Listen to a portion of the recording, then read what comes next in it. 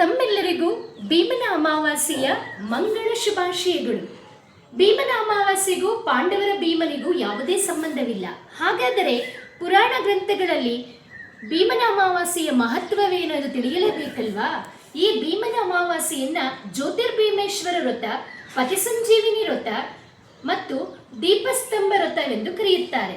ಹಾಗಾದರೆ ಈ ದಿನದ ಮಹತ್ವ ಈಶ್ವರನ ಆರಾಧನೆ. ಇದರ ಹಿನ್ನೆಲೆ ಎಂದರೆ ಬಡ ಬ್ರಾಹ್ಮಣ ದಂಪತಿಗಳು ತಮ್ಮ ಕಾಶಿ ಯಾತ್ರೆಗೆ ಹೊರಡುವಾಗ ತಮ್ಮ ಮಗನನ್ನ ಕರೆದು ಪುಟ್ಟ ಮಗಳನ್ನ ಆತನ ಕೈಗಿಟ್ಟು, ನನ್ನ ಮಗಳನ್ನ ನೋಡಿಕೊಳ್ಳಿ, ಒಂದು ವೇಳೆ ನಾನು ಕಾಶಿಯಿಂದ ಬಾರದೇ ಇದ್ದರೆ ನನ್ನ ಮಗಳಿಗೆ ಮದುವೆಯನ್ನ ಮಾಡಿ ಅಂತ ಹೇಳಿ ಆ ಮಗ ಸೊಸೆಗೆ ತಮ್ಮ ಪುಟ್ಟ ಮಗಳನ್ನ ಕೊಟ್ಟು ಹೊರಡ್ತಾರೆ. ಈ ರೀತಿ ಹೊರಟಂತಹ ಬ್ರಾಹ್ಮಣ ದಂಪತಿಗಳು ವರ್ಷಗಳೇ ಉರುಳಿದರೂ ವಾಪಸ್ಸಾಗಲಿಲ್ಲ. ಹುಡುಗಿ ಮಾತ್ರ ಬೆಳೆದು ದೊಡ್ಡವಳಾಗ್ತಾಳೆ. ಒಂದು ಊರಿನಲ್ಲಿ ಒಬ್ಬ ರಾಜ ತನ್ನ ಮಗ ರಾಜಕುಮಾರ ಸತ್ತು ಹೋಗ್ತಾನೆ, ಅಕಾಲಿಕ ಮರಣವನ್ನು ಹೊಂದುತ್ತಾನೆ. ಆಗ ರಾಜನಿಗೆ ಅಪಾರವಾದಂಥ ನೋವಾಗುತ್ತೆ.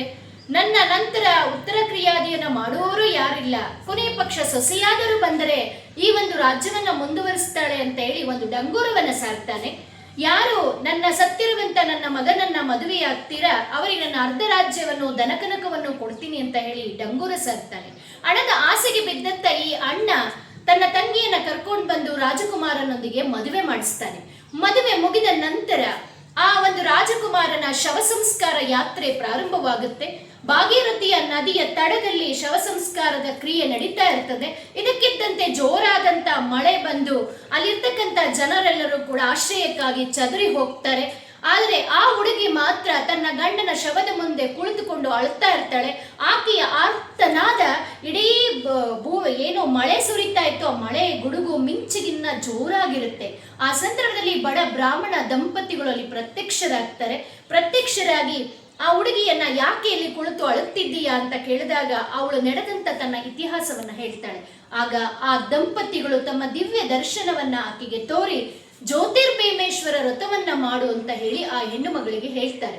ಆ ರಾತ್ರಿ ಅಮಾವಾಸ್ಯೆಯ ಕಗ್ಗತ್ತಲ ಆ ರಾತ್ರಿಯ ಹೋರಾತ್ರಿ ಆ ಹೆಣ್ಣು ಮಗಳು ಭೀಮೇಶ್ವರ ವ್ರತವನ್ನ ಮಾಡ್ತಾಳೆ, ವ್ರತ ಪೂರ್ಣಗೊಳಿಸ್ತಾಳೆ. ಆಕೆಯ ಅಚಲವಾದಂತಹ ನಂಬಿಕೆ ಮತ್ತು ಭಕ್ತಿಗೆ ಈಶ್ವರನು ಪ್ರತ್ಯಕ್ಷನಾಗಿ ಆಕೆಯನ್ನ ಆಶೀರ್ವದಿಸ್ತಾನೆ. ಆ ರಾಜಕುಮಾರನಿಗೆ ಮರುಜೀವವನ್ನ ಕೊಡ್ತಾನೆ. ವಿಧವೆಯಾಗಿದ್ದಂತಹ ಹೆಣ್ಣು ಮಗಳು ಮುತ್ತೈದೆಯಾಗಿ ರಾಜನೊಂದಿಗೆ ರಾಜ್ಯವನ್ನ ಸುಖವಾಗಿ ಆಳ್ತಾಳೆ. ಈ ಕಥೆಯ ಮುಖಾಂತರ ಎಲ್ಲರೂ ಪುರಾಣ ಗ್ರಂಥದಲ್ಲಿ ಜ್ಯೋತಿರ್ಭೀಮೇಶ್ವರ ವ್ರತವನ್ನ ಆಚರಿಸಿದರೆ ಸೌಭಾಗ್ಯವು ಕುಟುಂಬದ ಕ್ಷೇಮವು ವೃದ್ಧಿಯಾಗುತ್ತದೆ ಎಂಬುದು ನಮ್ಮ ಇತಿಹಾಸದಲ್ಲಿ ಇರುವಂತ ಪ್ರಮುಖ ಕಥೆಯಾಗಿದೆ. ಈ ಒಂದು ಭೀಮನ ಅಮಾವಾಸ್ಯೆಯ ಕಥೆಯನ್ನ ಕೇಳಿದಂತ ತಮ್ಮೆಲ್ಲರಿಗೂ ಧನ್ಯವಾದಗಳು, ಮಂಗಳ ಶುಭಾಶಯಗಳು.